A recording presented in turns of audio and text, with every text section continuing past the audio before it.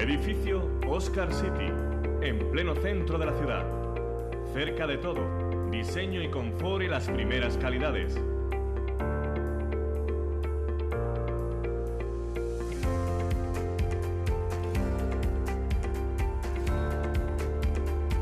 Cocinas amuebladas. Últimas viviendas disponibles. Infórmate y reserva tu vivienda en Mar Real Estate en calle Real 22B o llámanos al 956-042-233 o 685-511-266. Recuérdalo, edificio Oscar City, diseño y confort en pleno centro de la ciudad, con la garantía de la constructora Iposa.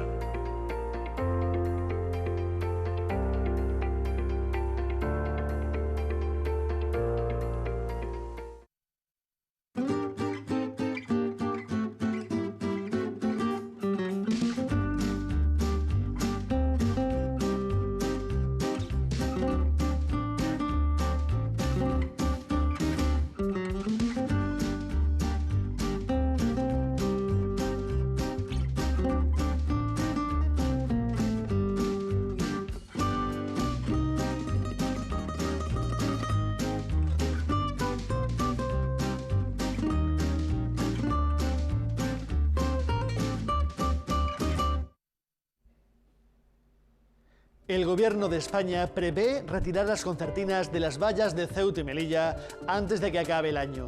Así lo publica el diario El País. El rotativo, que cita fuentes de Interior, explica que las dificultades han sido más políticas, dadas ciertas reticencias de Marruecos, que técnicas. La llegada del retrato de Isidoro Máiquez de Francisco de Goya al Museo de las Murallas Reales podría tener una consecuencia en un evento ya clásico del otoño ceutí.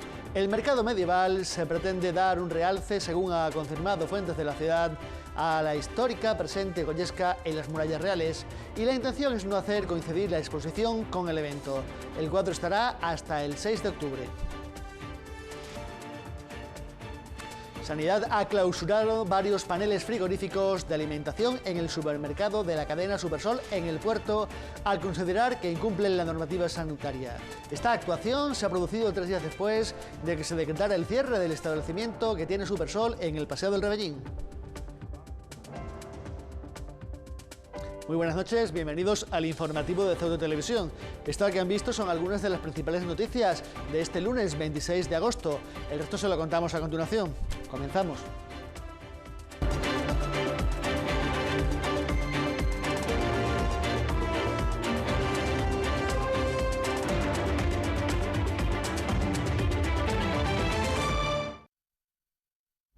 El Gobierno de la Nación baraja eliminar las concertinas antes de que acabe el año.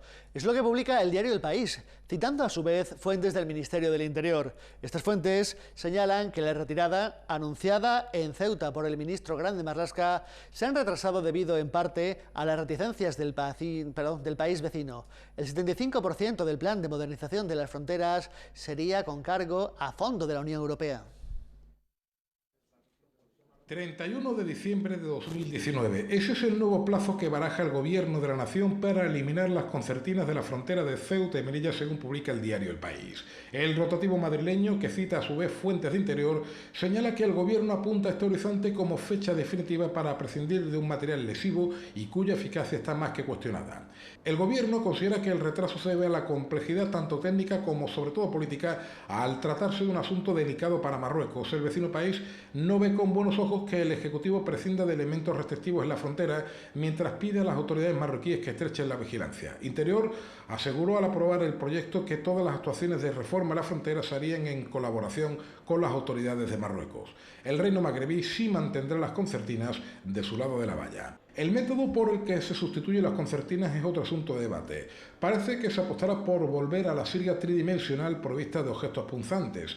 Sin embargo, entidades humanitarias ya han denunciado que este elemento puede causar lesiones graves a quien intente cruzar la frontera. Por otra parte, en cuanto a la financiación del plan de modernización de las fronteras, el 75% correrá, eso es lo que estima el Gobierno, a cargo de fondos comunitarios, al ser Ceuta y Melilla las únicas fronteras terrestres de la Unión Europea en territorio africano.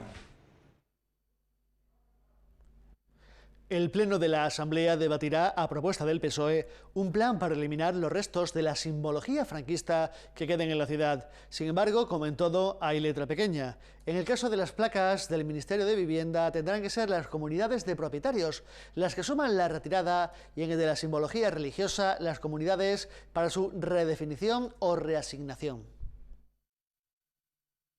Tal y como ha anunciado el PSOE este fin de semana, el Pleno de la Asamblea debatirá este jueves una propuesta de los socialistas para retirar los elementos del franquismo que aún perviven en las calles. Monumentos al margen, el contiguo al cementerio como caso más emblemático, lo que resta en la práctica es, según fuentes relacionadas con el mundo cultural de la ciudad, un conjunto de tapas de alcantarilla y telefonía, así como algunas placas del Ministerio de la Vivienda. Sin embargo, hay cuestiones llamativas. Eduardo Ranz, uno de los abogados especializados en memoria histórica y que entre otras cosas pleiteó contra la ciudad sin éxito por la retirada del monumento del Llano Amarillo, aclara que en el caso de aquellas placas del Ministerio de la Vivienda, por ejemplo, deberán ser las comunidades de propietarios las que asuman el coste de la retirada. Algunos ejemplos pueden verse, por ejemplo, en las inmediaciones del Hospital Militar. Ranz recuerda que él no pudo seguir adelante con el proceso judicial al no haber en Ceuta una asociación en la que apoyarse. La propuesta de los socialistas apuesta por constituir una comisión técnico-política para la elaboración de un catálogo de vestigios del franquismo en Ceuta que deberá contemplar un listado de los nombres de las calles a cambiar, de las direcciones que alberguen placas del Ministerio de la Vivienda, cruces de los caídos, y detallen los miembros del bando golpista a los que la ciudad le haya otorgado honores y distinciones. En cuanto a la simbología en templos, la placa de la catedral o la de la mezquita de Muley el Medi, por ejemplo, el artículo 15 de la Ley de Memoria Histórica establece que no será de aplicación cuando las menciones sean de estricto recuerdo privado, sin exaltación de los enfrentados, o cuando concurran razones artísticas, arquitectónicas o artístico-religiosas protegidas por la ley. Precisamente y de manera breve se remite a este apartado del texto legal el portavoz de Vox, Carlos Verdejo, para hablar de la posición de su grupo. Si hablamos de quitarle el manto a la patrona o de quitar el cartel de la mezquita de Muley el Medi, con el valor histórico que tienen, vamos a votar en contra. El PSOE también solicitará al Pleno una actuación integral en las zonas de Azcárate y Maestranza. El Grupo Socialista ha señalado que el Gobierno no ha realizado ninguna acción en este céntrico enclave de Ceuta, que se encuentra, a su juicio, en un estado de abandono. Los principales problemas que detectan están en el acerado, el alumbrado, el asfaltado, la limpieza y en la falta de mobiliario urbano. El Grupo Parlamentario Socialista solicitará el acuerdo del Pleno de la Asamblea para que el Gobierno de la ciudad estudie la posibilidad de realizar una actuación integral en las zonas de Plaza Azcárate, Maestranza y calles transversales, en aras de mejorar las condiciones de habitabilidad, accesibilidad, seguridad y dotación de servicios, entre otras. El PSOE ha señalado que ha observado que la inacción del gobierno de la ciudad en este céntrico enclave de Ceuta ha derivado en un estado de abandono. Pese a las constantes denuncias públicas de nuestro grupo, hemos podido comprobar que la situación, lejos de mejorar, va peor. No se ha hecho nada y el gobierno lo obvia, condenando a estos vecinos al olvido y la desidia, ha sentenciado el portavoz socialista Manuel Hernández. Los socialistas han detectado que los principales problemas derivan en el acerado, el alumbrado y la limpieza, así como la falta de mobiliario urbano, que es una de las carencias más denunciadas por los vecinos de la zona. Por su parte, Vox propondrá al próximo Pleno de la Asamblea habilitar el antiguo centro penitenciario de Los Rosales como centro de acogida para los menores extranjeros no acompañados. La formación sigue considerando imprescindible el retorno de los menores a sus países de origen, pero apuesta por mantener el control de los mismos mientras estén en territorio nacional. Vox propondrá a la Asamblea condicionar el antiguo centro penitenciario de Los Rosales para el alojamiento y custodia de los menas, ayudando de este modo a disminuir su presencia incontrolada por nuestras calles y barriadas y a paliar la inseguridad que se vive en determinadas zonas de la ciudad totalmente impropias de una nación desarrollada y perteneciente a la Unión Europea. Así lo dice en un comunicado el partido, que considera necesario exigir a Marruecos el cumplimiento de los tratados en relación a la devolución de sus nacionales menores o adultos que hayan inmigrado de forma ilegal hasta España, competencia que, recuerda Vox, corresponde al Gobierno de la Nación y corresponde a la ciudad autónoma encontrar una solución temporal que erradique los efectos negativos sobre la inseguridad derivados de la inmigración de los menores, mientras desde Madrid no se consiga dicha repatriación. La intención de Vox es controlar o al menos minimizar esa situación de descontrol con unas instalaciones adecuadas y acondicionadas específicamente para atender a estos menores. Las instalaciones del Centro de la Esperanza no fueron diseñadas para el uso que actualmente se les está dando, hecho que provoca las fugas diarias de menores burlando el estéril sistema de seguridad, como también ocurre en el centro mediterráneo. Esperanza, por ejemplo, es un centro que cuando nace, cuando se construye, cuando se da la orden de adecuar, de que se construya esa instalación no se hace el objetivo de hacerla no es para atender a estos menores, es para atender a familias desfavorecidas, en catástrofes o en hechos puntuales. O sea, son unas instalaciones que no están preparadas para los menores. ¿Esto qué provoca? Que continuamente los menores salten las vallas, salten los muros y las medidas de seguridad son totalmente insuficientes y estériles. Estos menores acaban en la calle, eso es política nacional. Ahora mismo tenemos en la presidencia a Pedro Sánchez, no está Santiago Abascal, sabemos que Pedro Sánchez no va a hacer eso, como tampoco va a aceptar esa tutela de la que habla Juan Vivas, que le va a trasladar al Estado. Es una pantomima. A nivel de la ciudad tenemos que hacer algo, como la nación nos rehuye el problema y nos tenemos que comer el marrón, coloquialmente hablando, tenemos que tomar otra serie de medidas, que es hacer que por lo menos los menores tengan un centro con unos muros que no puedan saltar.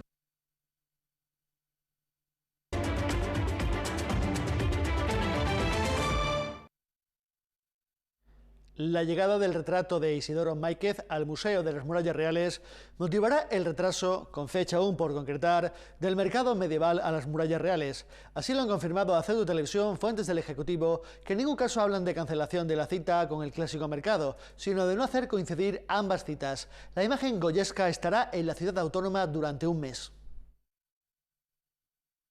Por primera vez en la historia de Ceuta, un cuadro de Goya podrá contemplarse en la ciudad con motivo del bicentenario del Museo del Prado. El retrato de Isidoro Máiquez se expondrá en las Murallas Reales durante un mes entre el 5 de septiembre y el 6 de octubre. Pero ese hito cultural que permitirá a los ceutíes disfrutar de un cuadro del genio de Fuendetodos sin necesidad de desplazarse a Madrid tendrá también una consecuencia.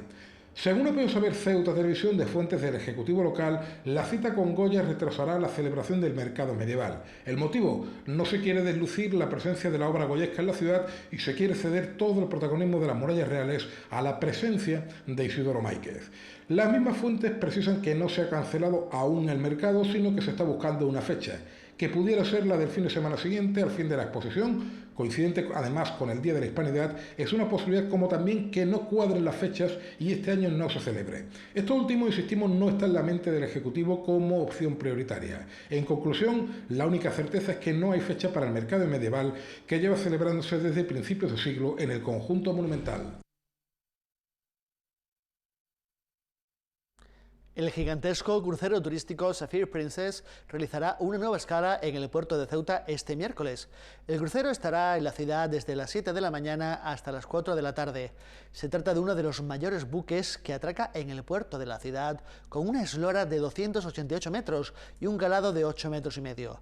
Alrededor de 4.000 personas, entre turistas y tripulantes de diversas nacionalidades, podrán efectuar visitas turísticas a la ciudad y a sus alrededores.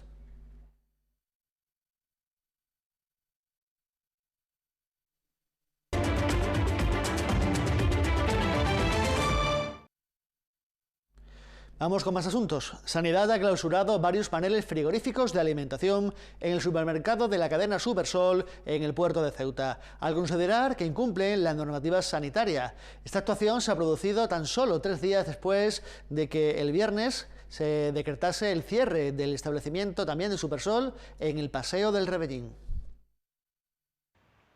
La Consejería de Sanidad, Servicios Sociales e Igualdad, en el marco de los controles que se están realizando en los establecimientos comerciales para garantizar que los alimentos que allí se venden cumplen normativa sanitaria, ha realizado una inspección en el supermercado de la marca Supersol, situado en la avenida Juan de Borbón. Como consecuencia de esta inspección, la Consejería ha clausurado varios paneles frigoríficos de alimentación, aunque no se ha decretado el cierre del establecimiento. El viernes pasado, la inspección de sanidad llevada a cabo en el Supersol del Paseo del Rebellín también detectó varias deficiencias, como las averías en los aires acondicionados, lo que elevaba la temperatura dentro del establecimiento por encima de los 35 grados, o el mal funcionamiento de al menos una de las cámaras frigoríficas. Sanidad no quiso correr riesgos con las intoxicaciones de la pasada feria y el contagio de listeria en la península muy presentes y decretó el cierre del establecimiento de manera inmediata, aunque hay que precisar que no se detectó ninguna amenaza para la salud ni alerta sanitaria. Se trató de una medida meramente preventiva.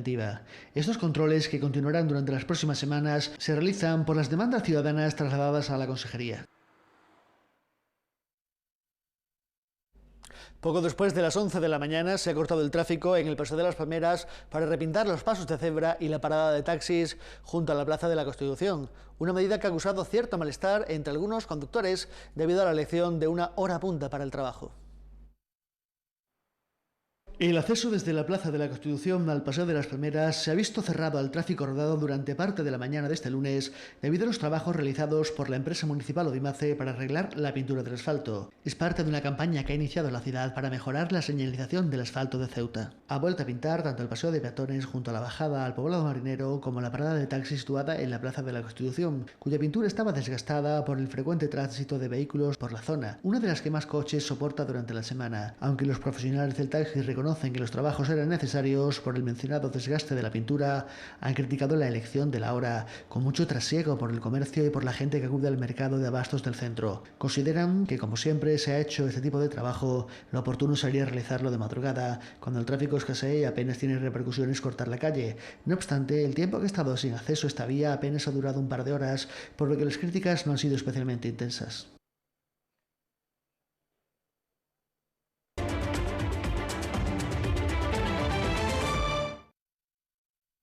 Seguimos avanzando y les contamos más cosas. UGT ha recordado hoy que lleva años denunciando que los puestos de secretario general e interventor, que deben velar por la legalidad y transparencia en cualquier administración, llevan 2 décadas, es decir, todo el tiempo de mandato del presidente Vivas, ocupados por personas que carecen de la cualificación profesional para desempeñarlos. El sindicato pedirá a los diputados de la oposición que trasladen al Pleno una propuesta para convocar estas plazas. UGT ha señalado que en el caso de la Secretaría General, dicha plaza no ha sido jamás convocada por concurso durante el mandato del presidente Vivas, por lo que ignoran en calidad de qué la mantiene la persona que la ocupa y si sus actos tienen alguna validez. Por eso ya se han dirigido al gobierno para que lo aclare. Esta señora pidió, concursó, le dieron el puesto de vicesecretaria de Posadas, un pueblo de 9.000 habitantes, para el cual pide vicesecretaria, no está cualificada. Y ya no sabemos nada, no sabemos si ha tomado posesión, no ha tomado posesión, y claro, suponemos que habrá tomado posesión. Entonces, si está de vicesecretaria en Posada, ¿qué hace aquí en Ceuta? En el caso de la intervención es tan grave o quizá más, dicen, porque la persona que la ocupa no es tan siquiera funcionario de habilitación nacional. Porque esta señora, al fin y al cabo, se ha presentado a unas oposiciones y es secretaria de tercera, pero es que el señor interventor es un técnico de la ciudad, no tiene ninguna cualificación. Y resulta aún más grave que en la ciudad de Ceuta haya un señor que es el tesorero, que está cualificado como interventor de primera, este señor aprueba unas oposiciones y está en un puesto secundario. Continúa el sindicato, el interventor pone toda clase de pegas y trabas a cuestiones que afectan a empleados públicos indefensos ante sus actos. Hay una cantidad de 220.000 euros que es de nuestra masa salarial, que en su día se acordó que esa cantidad fuera a plan de pensiones. Eso no tiene que ver nada con los presupuestos. Y ya le he preguntado al señor Gaitán que cuándo nos lo van a reponer y él me dice que el interventor dice que eso no es legal. No es legal. No es legal que nosotros, que los funcionarios tengamos derecho a nuestro dinero para la jubilación. Sí es legal que los directores generales cobren sin presupuesto, que los viceconsejeros cobren sin presupuesto, que él cobre dieta de los consejos de administración, que el señor Vivas, a pesar de ser el cuarto alcalde mejor pagado de España, cobrando 20.000 euros por encima de lo que marca la ley. También critican que se esté pagando a 7 viceconsejeros y 16 directores generales, más una subdirectora general, cuando no existe consignación presupuestaria para ello. Hoy vamos a registrar otro escrito también pidiendo la consignación presupuestaria, si hay consignación presupuestaria para los viceconsejeros y los directores generales. Vamos a preguntar cuántos hay y tal, porque hemos visto con sorpresa, no, aquí no nos sorprendemos de nada. Hemos visto que hay consignación presupuestaria, creo que para 4 o 5 directores generales, y que yo sepa hay 16. UGT ha señalado que no quiere olvidar tampoco que tanto el interventor como la secretaria general cobran aparte unas generosísimas dietas por asistir a los consejos de administración de las sociedades municipales y organismos autónomos, pese al informe contrario del Tribunal de Cuentas. Creo que aquí a todos los empleados públicos se les paga por ir a trabajar, no se les paga por ir y aparte si hacen algo se les paga aparte. Entonces en su cometido estará el ser miembro de será ser secretarios interventores de las diversas sociedades municipales. Y son los únicos que cobran en todas. Cobran en todas, tienen unos límites, lo ponen en los presupuestos y el Tribunal de Cuentas ya en reiteradas ocasiones ha dicho que eso no puede ser así. Y sin embargo siguen cobrando. El sindicato va a pedir a los 16 diputados de la Asamblea en la oposición que, independientemente de quién sea la propuesta, obligue a un gobierno en minoría a que se cubran de forma urgente las plazas de Secretaría General e Interventor y recuperar la senda de la legalidad y transparencia exigible a todo buen gobierno. Comisiones Obreras ha criticado duramente la política de educación del PSOE, calificándola de farsa al no revertir los recortes del Partido Popular tras anunciar que lo haría, no aumentar el cupo de docentes, interinos ni facilitar la reducción de jornada lectiva de profesores por debajo de las 20 horas semanales. Comisiones Obreras ha señalado que las plantillas de los centros para el curso 2019-2020 ya están cerradas. Las vacantes para interinidades ya están publicadas. El curso comenzará asignando al profesorado de secundaria 20 horas lectivas y 25 a los maestros de primaria, tal y como dispuso el gobierno de los recortes, tal y como califican al PP allá por un 2012 de infausta memoria. El sindicato critica que el gobierno progresista del PSOE, que aprobó a bombo y platillo una ley para revertir los recortes, mejorar la calidad de la enseñanza y devolver a la comunidad educativa lo que la malvada derecha le había arrebatado, se haya transmutado, dicen, desde la más insultante hipocresía en otro gobierno de recortes que incluso empeora la situación que se encontró. Han señalado que el cupo de profesores asignado a Ceuta ni siquiera alcanza para cubrir las necesidades básicas derivadas de la ampliación de la oferta educativa o aumento del alumnado, ni mucho menos a su juicio para asumir los compromisos anunciados cuando aún era un gobierno progresista preocupado por la enseñanza. En realidad, y a la vista de los hechos, dicen, se trata de un gobierno de charlatanes que ha convalidado todas y cada una de las agresiones sufridas por el sistema educativo local, que han sido muchas y graves con la excusa de la crisis. Esta lamentable política de los falsos progresistas, profetas de la verborrea más estéril, se ha gestionado, dicen, además, desde un intolerante cinismo impropio de una administración que debe ser ante todo rigurosa.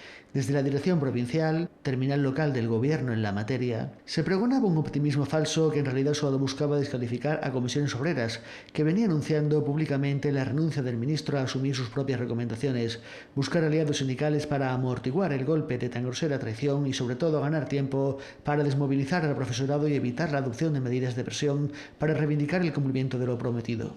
La fase ha terminado, anuncia Comisiones. Durante al menos un curso más, los docentes ceutíes tendrán que seguir sufriendo los efectos de una política educativa que califican de nefasta y cicatera, basada en el impune deterioro del sistema, con ratios de alumnos por grupo elevadas e ilegales, horarios del profesorado pedagógicamente inapropiados y paulatino empobrecimiento de la atención a la diversidad. Y lo que es peor, apostillan. Habrá que hacerlo oyendo a los patéticos portavoces del Ministerio presumir de su compromiso con la enseñanza.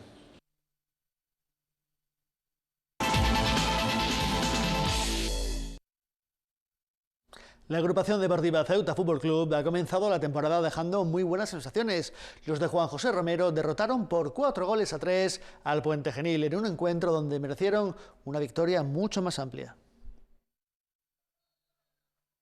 La agrupación deportiva Ceuta Fútbol Club comenzó la temporada con una ajustada victoria por 4-3 ante el Puente Genil.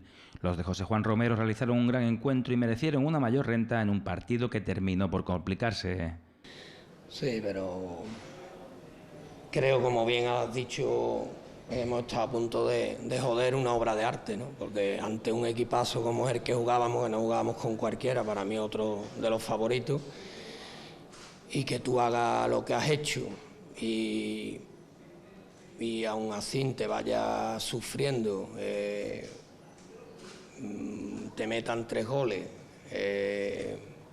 bueno, ahora mismo realmente contento por la victoria, evidentemente, pero nada satisfecho con la parte final. La agrupación deportiva Ceuta dejó muy buena impresión ante su público en el primer encuentro de la temporada. Tenemos claro que nosotros le vamos a someter a un castigo al contrario y además este equipo que entrenó hoy hemos sabido conjugar el juego combinativo con la verticalidad y las salidas como aviones, ¿no? Entonces, bueno, es una mezcla extraordinaria, ¿no?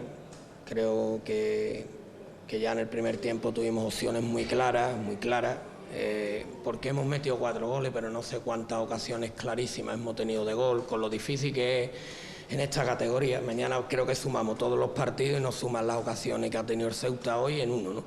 La agrupación deportiva Ceuta Fútbol Club viajará el próximo sábado a Lepe para disputar la segunda jornada ante el San Roque.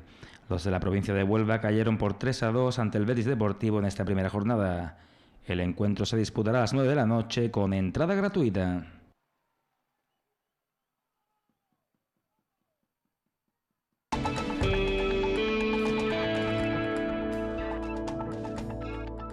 Y les contamos ya el pronóstico del tiempo para mañana martes 27 de agosto, como siempre cortesía de la Agencia Estatal de Meteorología. Nos dice que tendremos cielos poco nubosos o despejados y unas temperaturas sin cambios, una mínima que estará en torno a los 21 grados y la máxima rozando los 28. El viento soplará de poniente.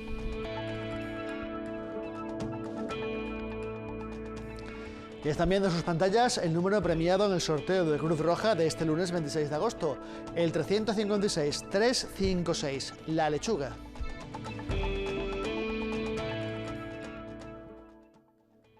La Hermandad de Jesús de la Flagelación y María Santísima de la Caridad realizará el sábado 7 de septiembre una salida procesional extraordinaria con motivo del inicio de los actos por el 50 aniversario de la llegada de las imágenes a Ceuta.